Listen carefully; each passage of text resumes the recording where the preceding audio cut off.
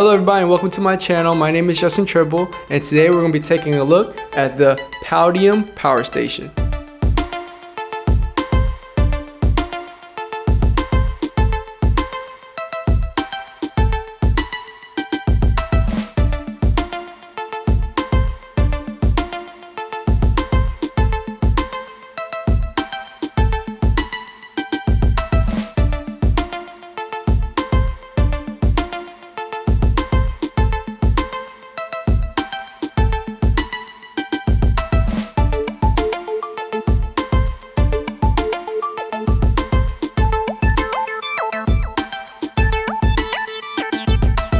Today's video is sponsored by Powdeom and they sent me this power station to check out the different uses, the different functions, and to see how you can implement this device in your everyday life. Wow, look at the time. Actually, I can't because my watch is dead. So let's go ahead and charge my watch by using the USB-C port located right above these two regular USB ports. First things first, let's go ahead and press this power button. Every section has its own power button. You can see the screen boot up. We are charging. Look at that. We are at 0 batteries. Now while my watch is charging, let's go ahead and look at the specs. The power station has a capacity of 614 watt hours. Its dimensions are 12 by 8.27 by 7.87 inches. An operating temperature from -4 to 113 Fahrenheit. It has a digital display. It has 8 ports in total. In the first section, it has 2 DC outlets, a cigarette lighter underneath those. On the next section, there's an LED light with 3 modes: strong, weak, and SOS.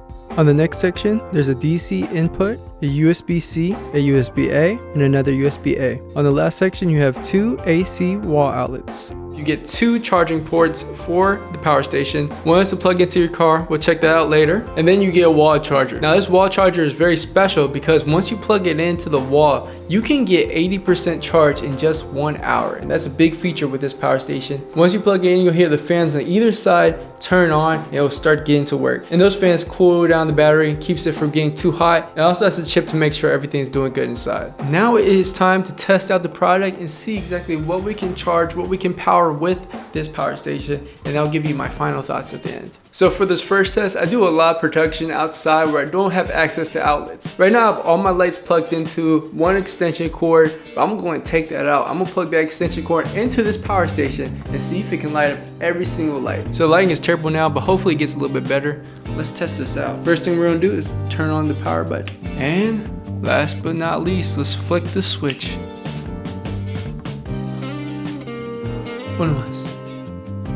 There we go, there we go. There it works. This is awesome. So we're drawing, looks like we're drawing 104 watts.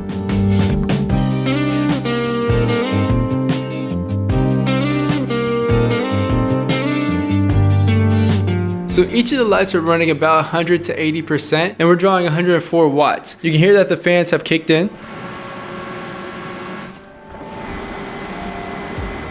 on both sides. So if I was out on a shoot with no power and I only had this power station, I would be able to go 4 hours. So that's pretty impressive for 3 lights at 100%. Update on the watch, looks like we're at about 25% full in just 10 minutes.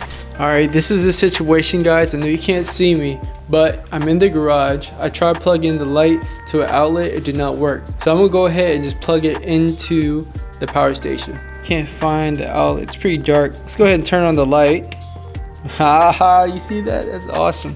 Okay, let's go ahead and plug it in. And then see if we can turn on this studio light. Oh, there we go. We have light.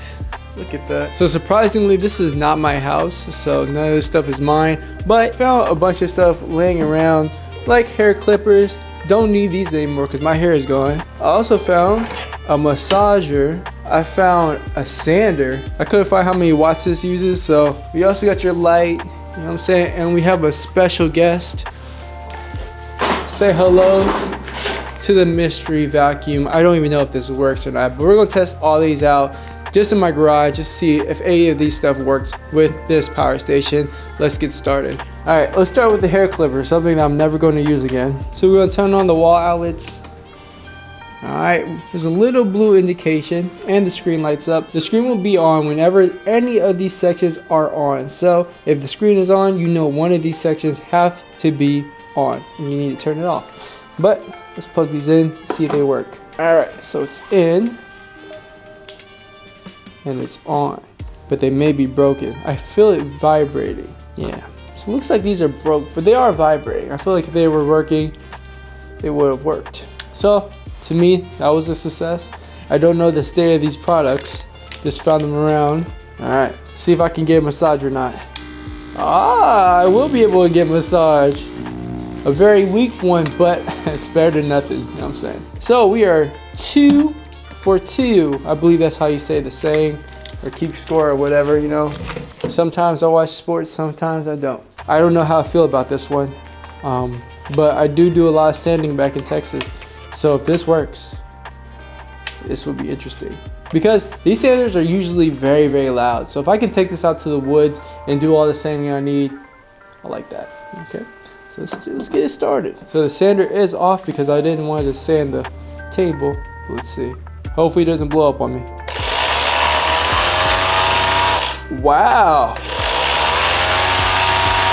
It works, that's crazy. How much watts? So it looks like we're at 117 on the watts we're pulling out. That's pretty impressive, that's pretty awesome. And the fans have kicked on. So it looks like every single time you go above 100 watts, the fans kicked in. You will get about 3 hours of use with this power station. So that is all the sanding I would need, you know. 3 for 3, you know what I'm saying? So, okay, next, before we get to the big mama, let's get to this light. Let's see if this turns on. You know, the power goes out, you need some type of light besides this LED. Let's see if this will get the job done. After seeing that sander, I'm pretty sure they got this in the bag. Ah, easy. And we're only pulling 5 watts. So it looks like we got 24 hours of this light. So this will definitely be a tool that I will carry with me and use when I'm going camping and doing everything I do on a daily basis.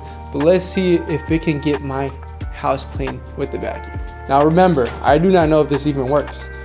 So, does it even have a cord on it? Oh, there it goes. It was tucked in on the side, so tricked me. This is going to be very interesting, you know. I'm very excited to get this started. Oh my gosh, I'm just trembling inside. I can't wait to see if this works or not. Ah, okay, let's get started.